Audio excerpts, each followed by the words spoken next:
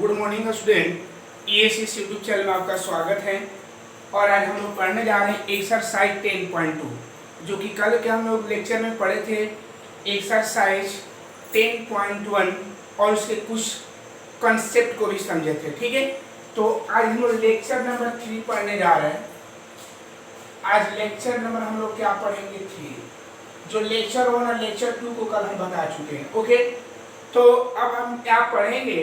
पहला क्वेश्चन है 10.2 का। इसका क्वेश्चन जैसे आएगा वैसे ही वहां पर थ्योरी भी देते जाएंगे। ठीक है, इसके लिए हम एक स्पेशल थ्योरी नहीं दे रहे हैं, जैसा क्वेश्चन आएगा वही तो उसके पॉइंट को हम समझा देंगे। ओके, तो बोला गया है कि निम्नलिखित सदिशों के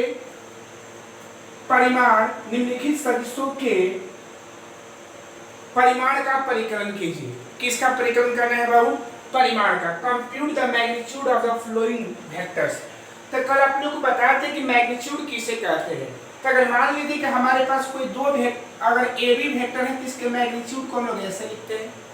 अगर ए वेक्टर है तो इसके मैग्नीट्यूड को ऐसे लिखते हैं। अगर बी वेक्टर है तो इसके मैग्नीट्यूड को ऐसे लिखते हैं। सी वेक्टर है तो इसके मैग्नीट्यूड को ऐसे लिखते हैं। तो सबसे पहले ध्यान दिया जाए कि मैग्नीट्यूड का सिंबल होता कैसा है। तो किसी भी वेक्टर को अगर मैग्नीट्यूड के रूप में अगर शो करना है तो उसको हम इस फॉर्म में अगर दिखा देंगे तो हम बोलेंगे कि उसका मैग्नीट्यूड है। क्लियर है? दूसरा बात, ये तो मैग्नीट्यूड का हम अभी आप लोग को रिप्रेजेंटेशन बताए, प्रदर्शित करने बताए कि कैसे इसको रिप्रेजेंट करते हैं।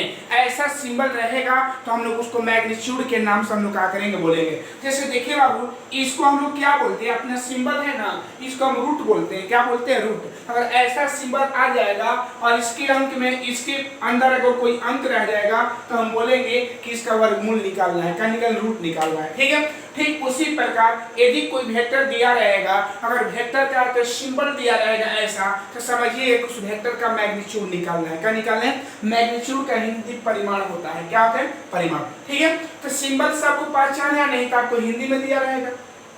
परिमाण याद करें तो परिमाण का सिंबल यही होता है। ठीक है, तो समझिए कि मैग्नीट्यूड होता कैसे है। अब कैसे फाइंड करेंगे, ध्यान रखिएगा। ठीक, एग्जांपल के बेसिस पर हम आप लोगों को समझा रहे हैं। जैसे मान लीजिए कि हमारे पास कोई वेक्टर है A vector equal 2i cap minus 3j cap plus 5k cap. अगर बोला कि इसका मैग्नीट्यूड, तो मैग्नीट्यूड ऐसे लिखेंगे, ध्यान दीजिएगा। पहले इसको लिख देंगे 2i cap minus 3j cap plus 5k cap. Confirm है? अच्छा, A वेक्टर इक्वल, ध्यान रखिएगा कि मैग्नीट्यूड का मतलब इसका रूट हो जाएगा। क्या हो जाएगा? रूट। और याद रखिएगा कि i का गुणक कितना है? 2 है, तो 2 का स्क्वायर करेंगे, बीच में हमेशा प्लस लिखना है। j का गुणक मतलब फैक्टर कितना है? तो -3 है, तो -3 का ऐसे करेंगे। आगे देखिएगा k का कितना है फैक्टर, गुणक, तो k का गुणक 5 है, तो 5 का स्क्वायर करेंगे। मोड A वेक्टर इक्वल कितना हो जाएगा बाबू? तो 2 दूनी 4 स्क्वायर 9 हो जाएगा, और ये हम लोग का 25 हो जाएगा। क्लियर है? इसको ऐड करेंगे हम लोग तो कितना हो जाएगा बाबू? 38 आ जाएगा। यही हम लोग का मैग्नीट्यूड हो गया। ठीक है, तो ध्यान देना है कि यदि किसी वेक्टर का अगर हम लोग को मैग्नीट्यूड निकालना है तो उस वेक्टर का मैग्नीट्यूड निकालने के लिए हम लोग इस रूल का हम लोग क्या करेंगे, फॉलो करेंगे। क्या किए, पहले यहाँ लिख दिए, मैग्नीट्यूड का मीन्स रूट हो जाएगा, रूट करेंगे, और जितना i का गुणांक होगा, j का गुणांक होगा, k का गुणांक होगा, उस सबको स्क्वायर कर कर जोड़ना है। हमेशा क्या करना है? जोड़ देना है। यही हमारा मैग्नीट्यूड हो गया। ठीक है बाबू, चलिए, या इसको ऐसे भी दिखा सकते हैं, a इक्वल रूट 38। कल आप लोग को बताए होंगे कि जिस वेक्टर का मैग्नीट्यूड लेते हैं उसका वेक्टर हट जाता है। ऐसे भी इसको दिखा सकते हैं। आई होप समझ गए होंगे कि मैग्नीट्यूड कैसे निकाला जाता है। तो किसी भी वेक्टर का अगर हम लोग को मैग्नीट्यूड को फाइंड करना है तो उसके मैग्नीट्यूड को फाइंड करने के लिए हम लोग क्या करेंगे, ऐसे हल करेंगे। ओके, एग्जांपल 1 है, एग्जांपल नंबर 1 दे रहे हैं। एक और एग्जांपल आप लोग बता दें कि क्लियर हो जाए। जैसे मान लीजिए बी वेक्टर इक्वल हम लोग का है 3i plus 5j minus 2k। इसका भी अगर मैग्नीट्यूड निकालना है 2 कैप बोलते हैं इसको, cap i cap j cap k cap है। ठीक है, तो इसका जब मैग्नीट्यूड निकालेंगे तो ध्यान देना है बाबू, 3i cap plus 5j cap minus 2k। Clear है? वी वेक्टर इक्वल इसका रूट हो जाएगा ना। तो देखिए आई का गुणांक कितना है, फैक्टर जिसको बोलते हैं, तो आई का फैक्टर 3 है तो 3 का स्क्वायर, जे का फैक्टर कितना है 5 तो 5 का स्क्वायर, और के का फैक्टर कितना है -2 तो 2 का स्क्वायर। क्लियर है। तो वी वेक्टर इक्वल जब इसका स्क्वायर करें 9, ये 25 हो जाएगा और ये भी कितना हो जाएगा 4। टोटल हल किया जाएगा तो हम लोग का वैल्यू 38 इसका भी आ जाएगा। तो ये हम लोग का मैग्नीट्यूड है। तो समझ गए होंगे कि मैग्नीट्यूड कैसे हम लोग निकालेंगे। तो ठीक इसी प्रकार इसको जब हम लोग सोल्व करेंगे तो ध्यान रखिएगा ए वेक्टर का वैल्यू कितना है बाबू, आई cap plus J cap plus का है के कैप। इसका भी मैग्नीट्यूड निकालना है। यहाँ लिखिएगा magnitude of A vector, magnitude of A vector. इसका मतलब ये हुआ कि ए वेक्टर का परिमाण, इसका ए वेक्टर का, इसको लिखेंगे ए वेक्टर का परिमाण। ए वेक्टर का हमारे यहाँ परिमाण हो गया। ओके, तो देखिएगा तो ए वेक्टर का जब परिमाण लेंगे तो आई cap plus J cap plus के कैप कंफर्म हो गया। ए वेक्टर इक्वल आई का गुणांक कुछ नहीं तो एक मानेंगे, सबका एक स्क्वायर एक स्क्वायर एक स्क्वायर। तो मोड ए वेक्टर इक्वल कितना बन जाएगा 1 + 1 + 1। तो मोड ए वेक्टर इक्वल √3। तो इसका मैग्नीट्यूड हो गया। क्लियर है। बी है तो बी वेक्टर का कितना है बाबू, बी वेक्टर है हम लोग का 2i cap minus 7j cap minus 3k। Clear है। यहाँ लिखिएगा magnitude of B vector, Hindi में लिख लीजिएगा बी वेक्टर का परिमाण। तो बी वेक्टर इक्वल हो जाएगा हम लोग का 2y cap minus 7j cap minus 3k cap. Confirm है।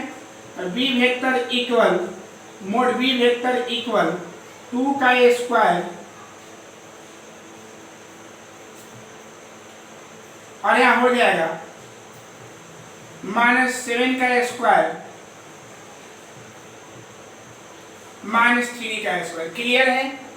ओके, तो यहाँ क्या बन जाएगा v वेक्टर इक्वल 2 दूनी 4 हो जाएगा, 7 49 हो जाएगा और 3 के 9 हो जाएगा। क्लियर है। तो v vector mode v vector equal 49 4 53 9 62, ये 62 हो जाएगा।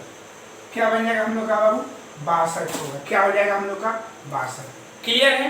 तो हम लोग का बी हो गया। क्या हो गया बाबू बी। अब सी का बात करते हैं। तो समझ गया बाबू कि मैग्नीट्यूड कैसे निकाला जाता है।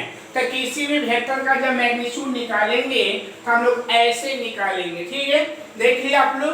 तो क्वेश्चन नंबर आप लोग का फर्स्ट का ए का मैग्नीट्यूड है, इसका निकला बी का मैग्नीट्यूड। ठीक है, और आप लोग क्या करिएगा कि जो आप लोग को एग्जांपल बताए हैं इस एग्जांपल को भी आप लोग समझ सकते हैं। ठीक है, तो क्वेश्चन नंबर ए और बी का बता दिए। ठीक है, इसको एग्जांपल वाले को मिटा दे रहे हैं।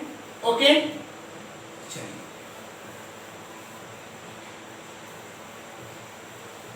अब हम बात करें सी का। तो सी वेक्टर का value 1/√3i cap 1/√3j cap 1/√3k cap. फिर यहां लिखेंगे मैग्नीट्यूड ऑफ सी वेक्टर। तो सी वेक्टर का जब मैग्नीट्यूड लेंगे बाबू तो 1/√3i कैप 1/√3j कैप और 1/√3k कैप। इसका रूट किया जाएगा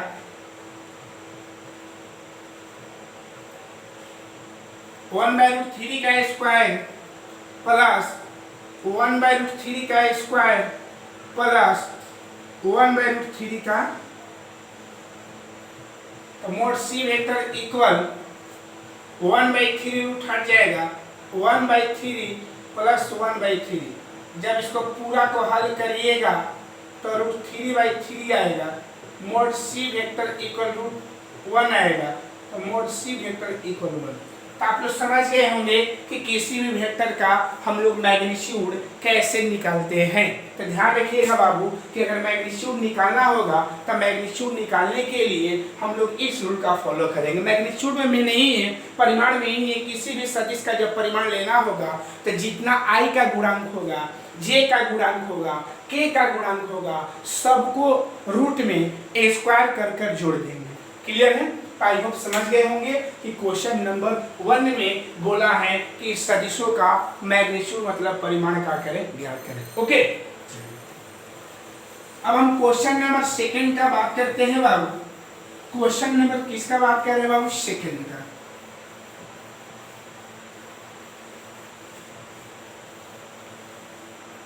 देखिए, सेकंड क्वेश्चन है, सेकंड क्वेश्चन हम लोग का दिया हुआ है बाबू,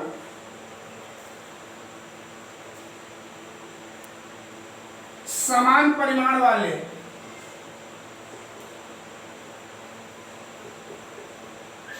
समान परिमाण वाले दो भिन्न सदिश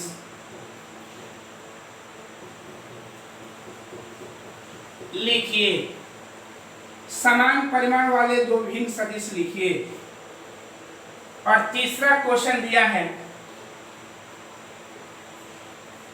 समान दिशा वाले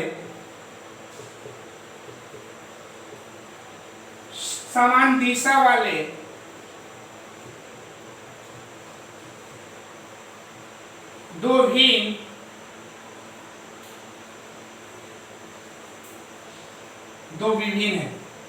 विभिन्न सदिश लिखिए। इसका इंग्लिश लिख दे रहे हैं, राइट टू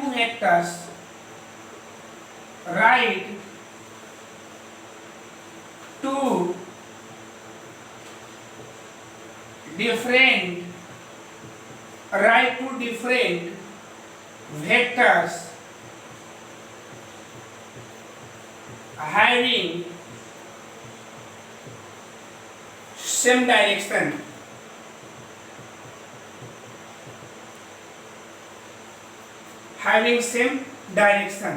और इसमें है write to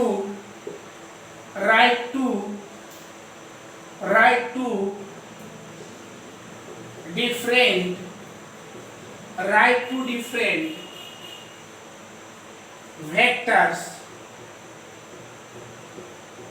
having same magnitude। देखिए बाबू, इसमें बोला है दूसरा क्वेश्चन में कि समान परिमाण वाले दो भिन्न सदिश लिखिए। वैसे सदिश को लिखना है जिनका परिमाण का हो जाए, समान आए लेकिन वो भिन्न होना चाहिए। तो जैसे मान लेते हैं, इसका कोई लिमिट नहीं है बाबू, हम कोई भी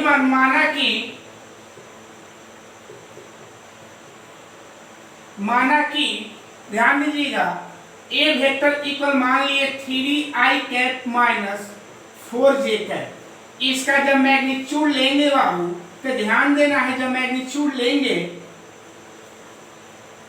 देखिए जब इसका मैग्नीट्यूड लिया जाएगा तो 3i cap minus 4j cap और ए वेक्टर इक्वल मोड 3 का ए स्क्वायर माइनस 4 का ए स्क्वायर।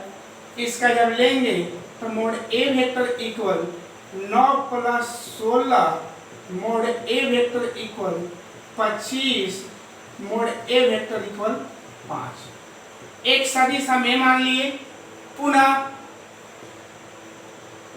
अगेन उसको लेट मान लीजिएगा, लेट, पुनः अगेन बी वेक्टर इक्वल मान लिए हम 3i cap plus 4j cap. इसका मैग्नीट्यूड ले रहे हैं 3i cap plus 4j cap. तो मोड बी वेक्टर इक्वल 3 का स्क्वायर प्लस 4 का स्क्वायर 9 प्लस 16 रूट 25 या मॉड बी वेक्टर इक्वल कितना बन जाएगा 5। आप ही बताइए बाबू कि हमारे दोनों वेक्टर भिन्न है कि नहीं, कैसे भिन्न है। ध्यान रखिएगा कि ऐसा नहीं कि कोई सदिश भिन्न तभी कहलाता है जब या तो उसका डायरेक्शन हो सेम हो या उसका डायरेक्शन अलग हो या उसका मैग्नीट्यूड मतलब अंक अलग हो। तो इसमें क्या देखा गया है कि 3i कैप माइनस 4j, इसमें देख रहे हैं कि a का वैल्यू 3 या j का वैल्यू कितना है माइनस है, इसका मैग्नीट्यूड निकाले तो कितना है 5 है। और इसमें देखिए कि i का वैल्यू 3 तो है लेकिन j का वैल्यू कितना है प्लस 4 है, इसमें माइनस है इसमें क्या है प्लस है, इसका भी मैग्नीट्यूड निकाले तो हमारा क्या आएगा। ठीक है, क्लियर है। तो हम लोग क्या देखें कि दोनों वेक्टर हमारा क्या डिफरेंट है लेकिन जब इसका मैग्नीट्यूड निकाले तो उसका वैल्यू क्या आया सेम आया। ठीक है, तो यही बोला है कि दो को ऐसे सदिश मानना है कि जिसका मैग्नीट्यूड सेम होना चाहिए लेकिन वो वेक्टर जो होना चाहिए सदिश होना चाहिए वो विभिन्न प्रकार के होना चाहिए। तो दोनों अलग अलग प्रकार के हैं कि नहीं। अब बोलिए कैसे सर, तो ध्यान रखिएगा कि i का वैल्यू 3, इसमें i का वैल्यू 3 चलिए हम मैचिंग किया है लेकिन इसमें j का वैल्यू -4, इसमें j का वैल्यू प्लस है, तो क्या j का वैल्यू डिफरेंट हुआ कि नहीं। लेकिन जब मैग्नीट्यूड निकाले तो क्या उसका वैल्यू सेम आ गया, तो हम बोलेंगे कि ये क्या है। तो याद रखिएगा बाबू कि इसका जो आंसर होगा ऐसा नहीं है कि यही दो वेक्टर काम करेगा, ऐसा बहुत सारे अपना से वेक्टर चूज कर आप इसको हल कर सकते हैं। इसलिए इसका जो आंसर होगा इसका आंसर लिखिएगा इसका अनंत हल है। क्या है इसका जब आंसर लिखिए तो क्या लिखिएगा इसका आंसर क्या है अनंत।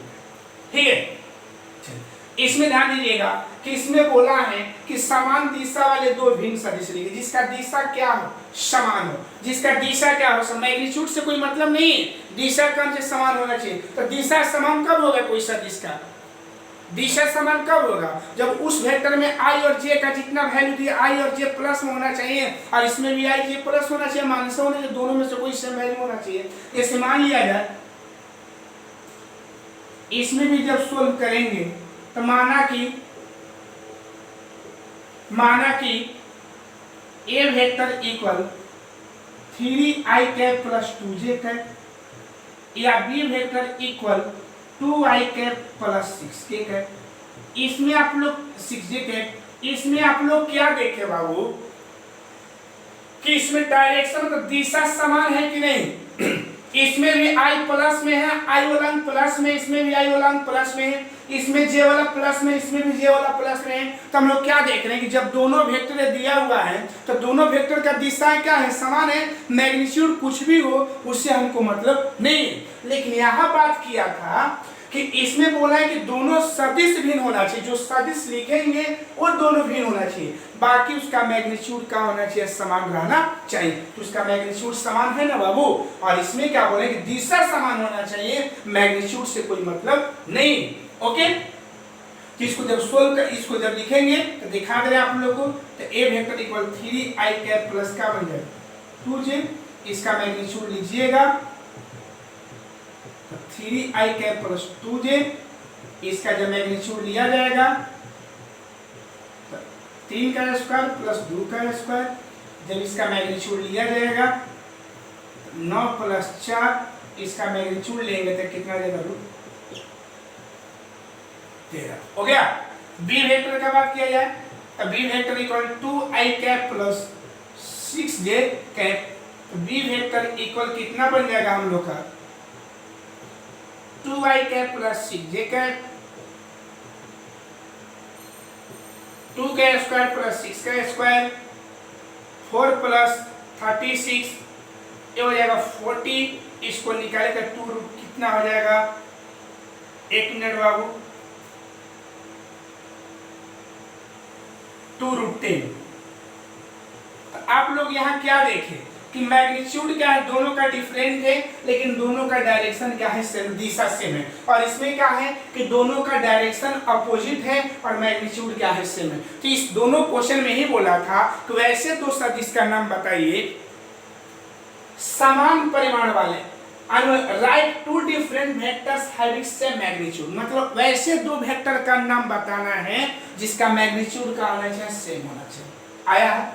इसमें बोले कि write two different vectors having same direction, उसका डायरेक्शन सेम होना चाहिए। मैग्नीट्यूड कुछ भी उससे मतलब नहीं है, लेकिन डायरेक्शन सेम होना चाहिए। तो आई होप समझ गए होंगे कि ये क्वेश्चन में क्या बोल रहा था। ओके, अब हम क्वेश्चन नंबर बात करने जा रहे हैं 4। क्वेश्चन नंबर किसका बात करने जा रहे हैं बाबू? 4 का बात करने जा रहे हैं। ओके,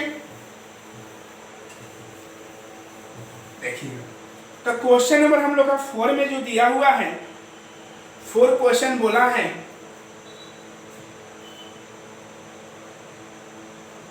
4 क्वेश्चन है हम लोग का। x और y के मान ज्ञात कीजिए, x और y के मान ज्ञात कीजिए, मान ज्ञात कीजिए ताकि सदिश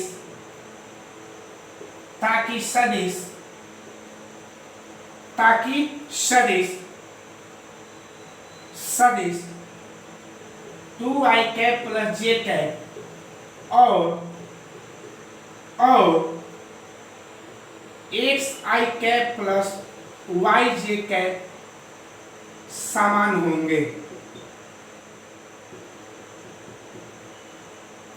समान होंगे, समान हो। Okay, find the value of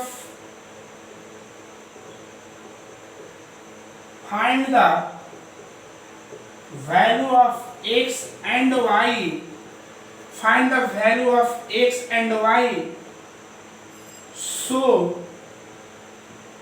that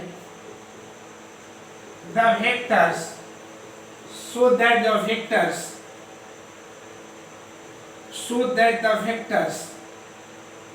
2i cap plus 3j cap and xi cap plus yj cap are equal।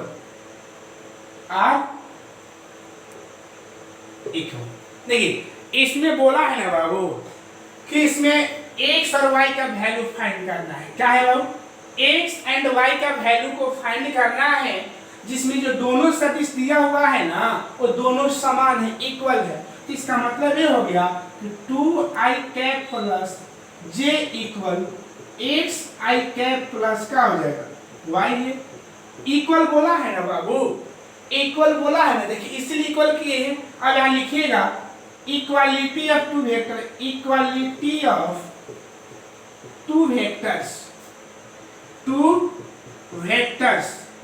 जब इक्वालिटी ऑफ टू वेक्टर मतलब इसको बोलेंगे कि दो सदिशों की समानता से, या हिंदी में लिखेंगे तो सदिशों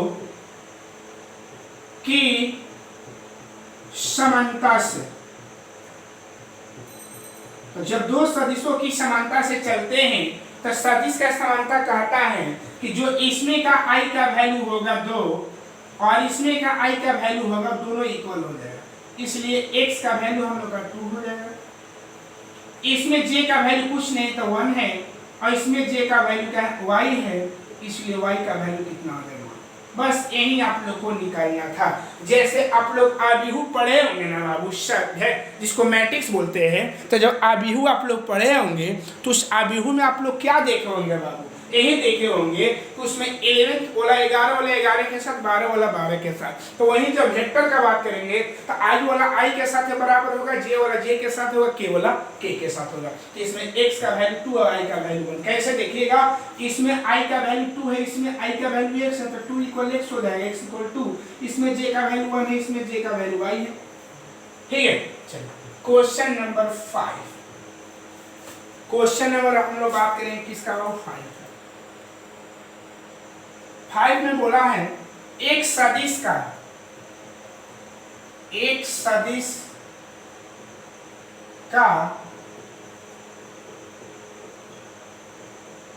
प्रारंभिक बिंदु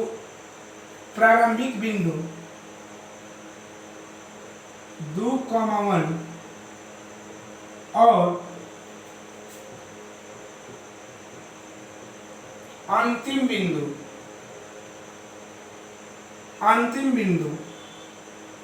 -5,7 है। -5, क्या है 7 है। इस सदिश के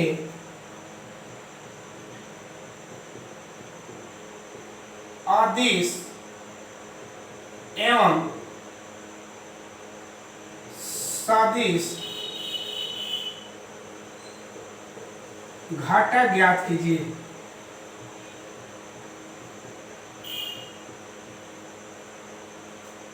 घटक ज्ञात कीजिए। क्लियर है? इंग्लिश में बोला है इसका find the scalar and vector components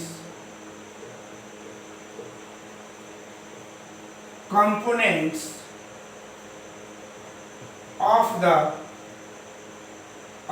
vectors with initial point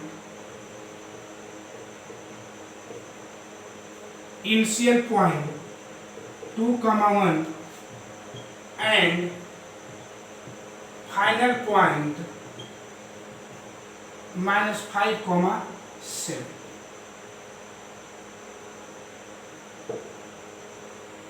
AIC को टर्मिनल बोलते हैं।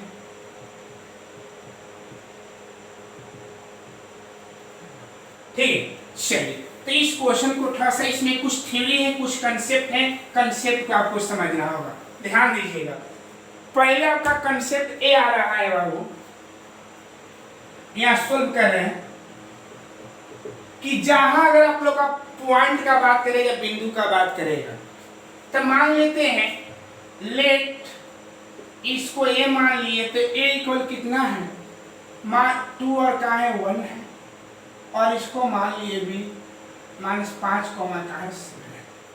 ठीक है, इतना ध्यान रखिएगा।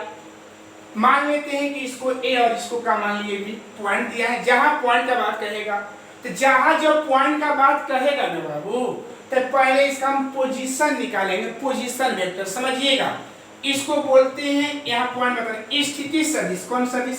स्थिति सदिश। इसको बोलते हैं पोजीशन वेक्टर। कौन वेक्टर बाबू?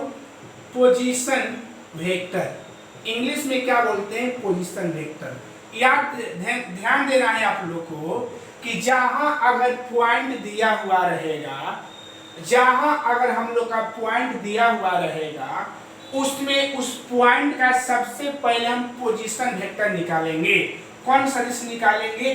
स्थिति सदिश। तो याद रखिएगा कि किसी का भी स्थिति सदिश निकालते हैं तो उसमें ध्यान देना होगा, मूल बिंदु रहता है, उसके साथ क्या रहेगा? मूल बिंदु रहेगा, मूल बिंदु ओ रहेगा। इसको बोलते हैं ओरिजिन पॉइंट। कौन पॉइंट बोलेंगे? ओरिजिन पॉइंट रहेगा। ठीक है, जैसे अगर हम बोलेंगे कि ए का पोजीशन वेक्टर क्या होगा, तो क्या बोलिएगा? ओए वेक्टर। क्लियर है? बी का पोजीशन वेक्टर क्या होगा, तो क्या बोलिएगा? ओबी वेक्टर। सी का पोजीशन वेक्टर क्या होगा, तो क्या बोलिएगा?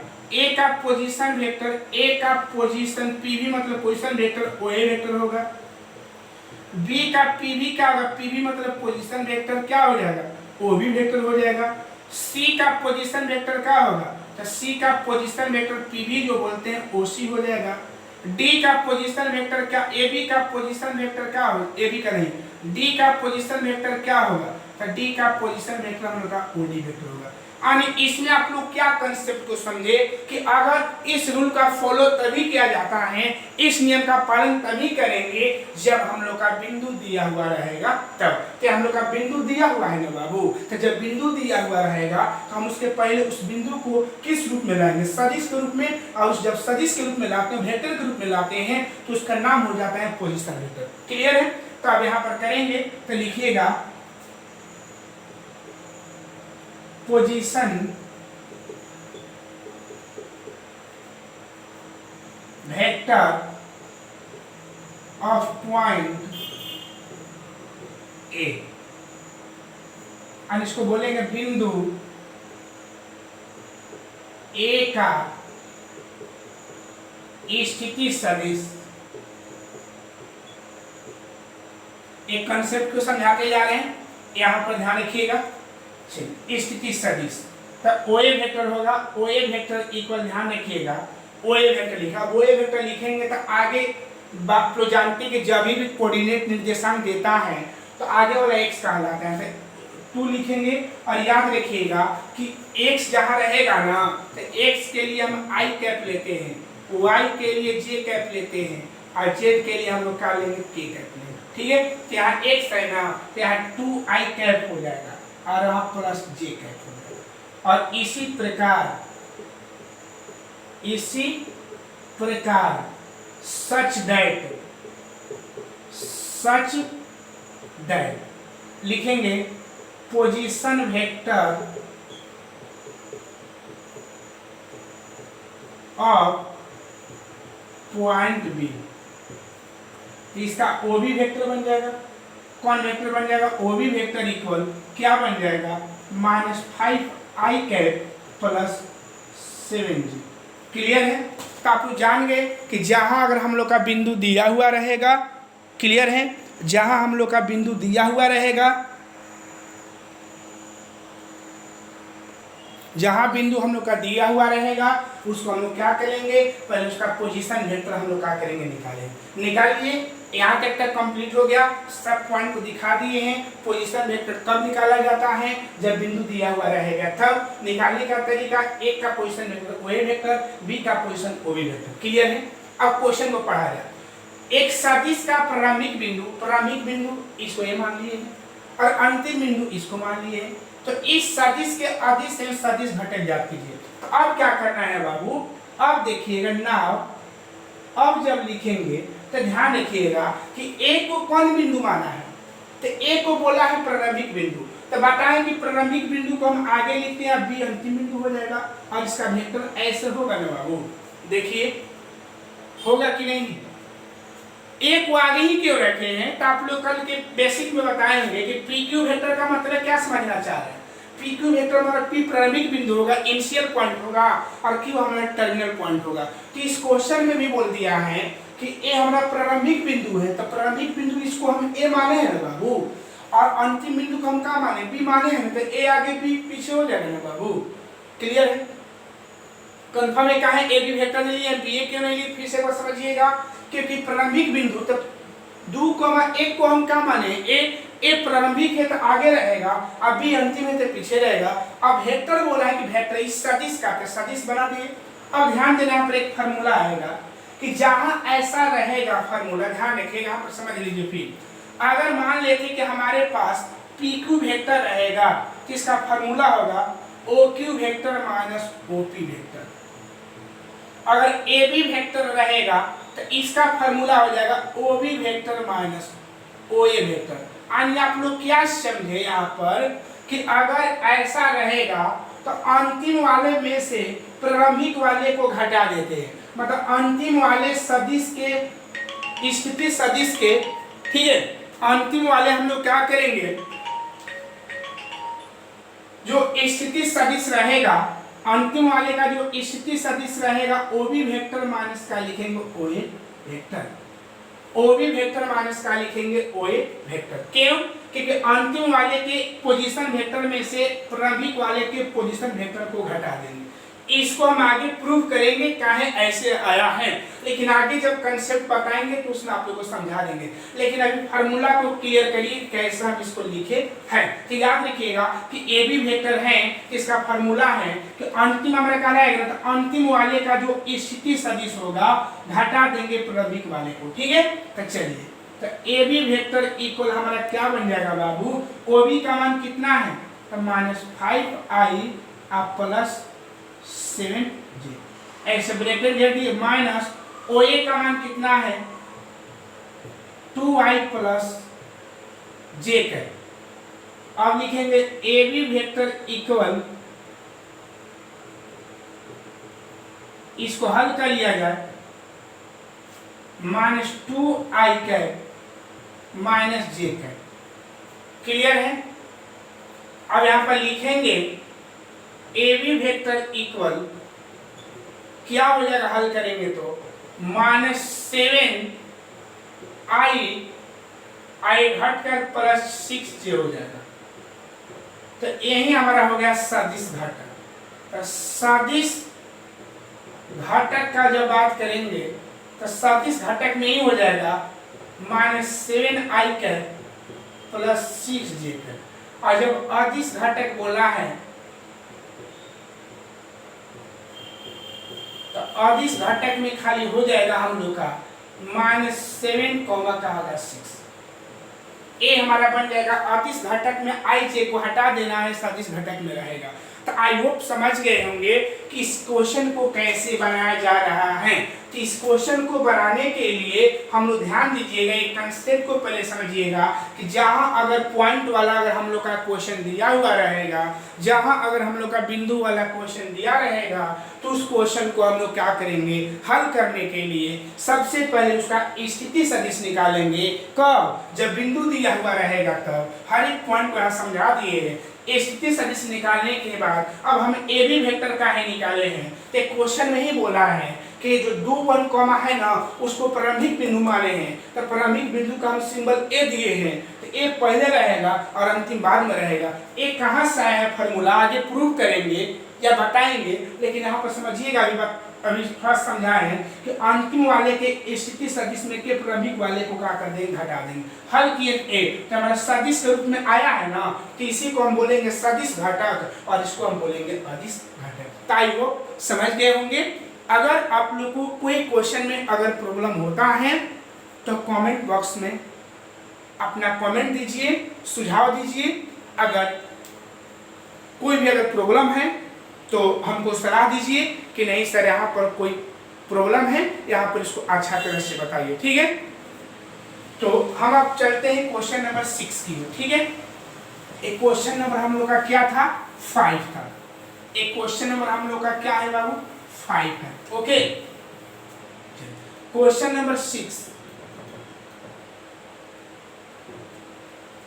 क्वेश्चन नंबर 6 का देखिए, क्वेश्चन नंबर 6 दिया हुआ है सदिश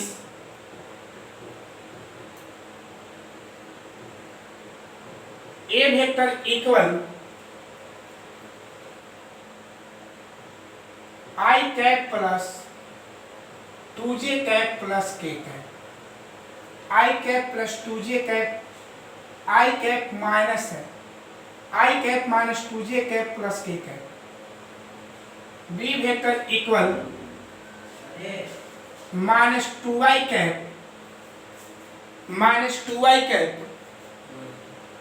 minus 2i cap minus 2i cap plus 4j plus 5k cap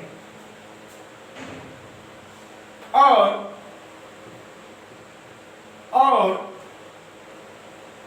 C vector equal I cap minus 6j cap minus 7k cap का योगफल ज्ञात कीजिए। का योगफल ज्ञात कीजिए। का योगफल ज्ञात कीजिए।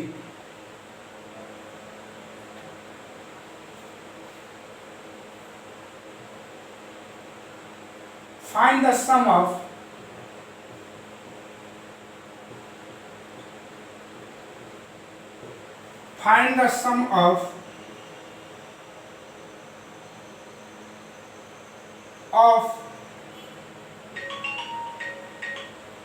the vector. Find the sum of the vectors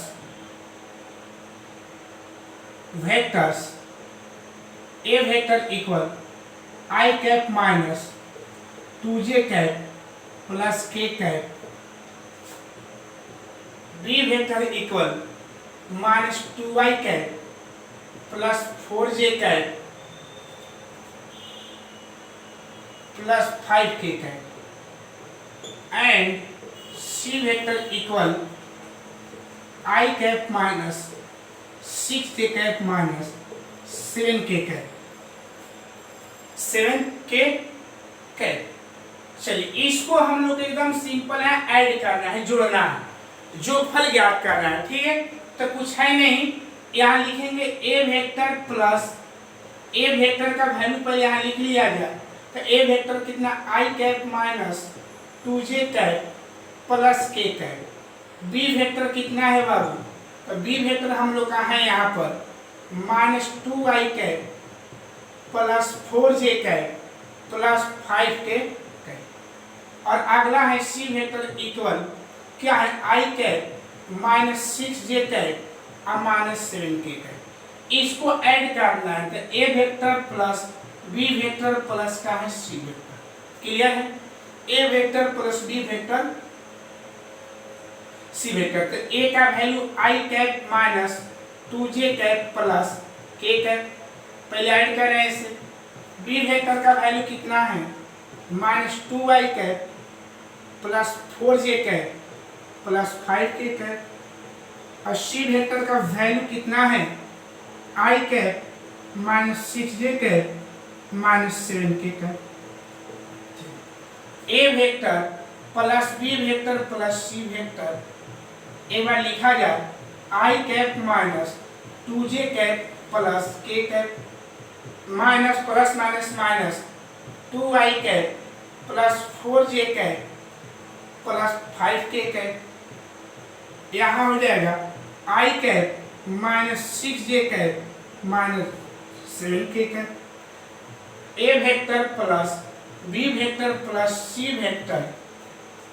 चलिए तो ऐड करेंगे तो i वाले का i साथ है तो एक i यहाँ है और 2i यहाँ है, माइनस i घट जाएगा और माइनस i मतलब एक कट जाएगा, दोनों मिलकर एक कट जाएगा ना बाबू।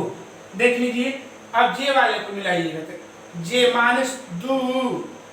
माइनस 2 अच्छा 2 4 8 4 j हो जाएगा। कितना j हो जाएगा 4 j। हल करके देख लीजिएगा k 5 1 6 या 6 में से माइनस k हो जाएगा।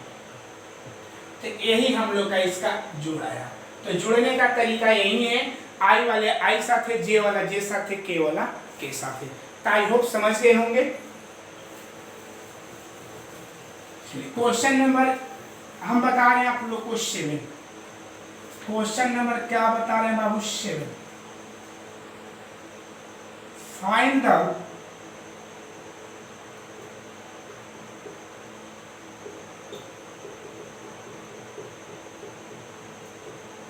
find the unit vector in the direction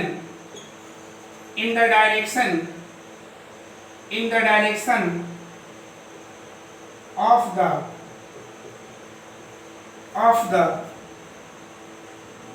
vector I cap plus j cap plus 2k cap.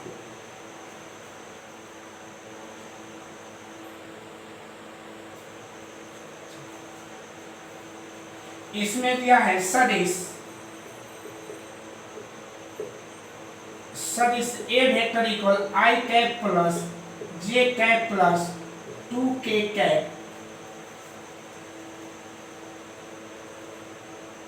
के अनुदिश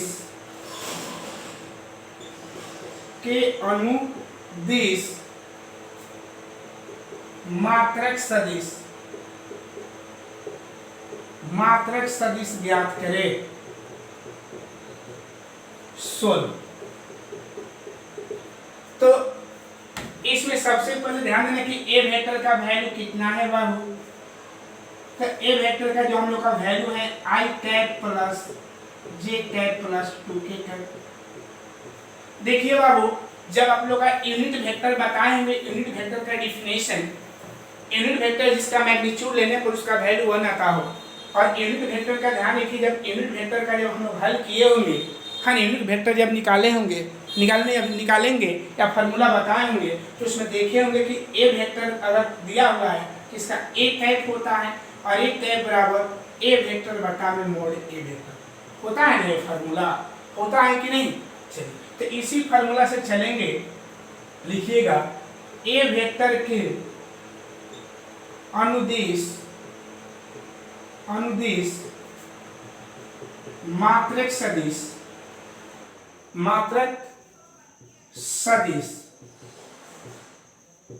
ए कैप हो तो ए कैप, तो ए कैप इक्वल क्या होता है बाबू, A vector by mod A vector, ये ना होता है। तो देखिएगा तो यहाँ लिखेंगे A cap equal A vector का value I cap plus J cap plus 2k cap, और नीचे हम लोग का दिया हुआ है I cap plus J cap plus 2k cap. Clear है, ठीक है। तो ए कैप इक्वल हम लोग का क्या हो जाएगा है ए कैप, तो ए कैप इक्वल क्या होगा आई cap plus J cap plus 2k cap. और आप लोग बताए थे कि इसका मतलब मैग्नीट्यूड होता है, तो आई का गुणांक 1 का स्क्वायर 2 का स्क्वायर, तो ए cap equal I cap plus J cap plus के कैप, और इसको हल करेंगे तो 1 प्लस 4 हो जाएगा ना। तो कितना हो जाएगा ए cap equal I cap plus J cap plus के कैप, एक मिनट 2k कैप है 2k कैप बाई कितना आ जाएगा √6। इसको अलग अलग भी कर सकते हैं, तो 1/√6 आई कैप 1/√6 जे कैप और 2/√6 के कैप, तो यही हम लोग का यूनिट वेक्टर हुआ। आप लोग देख लिए, ऐसा क्वेश्चन देंगे हम आप लोग को बहुत बनाने के लिए, लेकिन किसी भी सदिश का जब यूनिट वेक्टर निकालिएगा तो यूनिट वेक्टर निकालने के लिए हम लोग का फार्मूला ए होता है, और इस फार्मूला को ए वेक्टर का यूनिट वेक्टर ए कैप होगा, ए कैप बराबर A vector by mod A vector. A vector जहाँ जहाँ मान पुट कर दिए हैं, इस मोड का मतलब मैग्नीट्यूड होता है, मैग्नीट्यूड निकालने बताए हैं, हल कितना है, ठीक है। तो एक्सरसाइज 10.2 का क्वेश्चन नंबर 7 है, ठीक है। तो आज की इस वीडियो में इतना ही है ना, और ये वीडियो को अपने दोस्तों के पास शेयर करिए, है ना, और कमेंट करिए। अगर जहाँ भी क्वेश्चन में कोई प्रॉब्लम होता है उसको कमेंट करके बताइए। उसको जब अगला वीडियो अगला लेक्चर बताएंगे तो पहले उस क्वेश्चन को आपको बताने के बाद ही अगले क्वेश्चन की ओर बढ़ेंगे, ठीक है। तो आज की इस वीडियो में इतना ही। अगर वीडियो पसंद आया होगा तो लाइक कमेंट और सब्सक्राइब करना भूलिएगा। जय हिंद, जय भारत।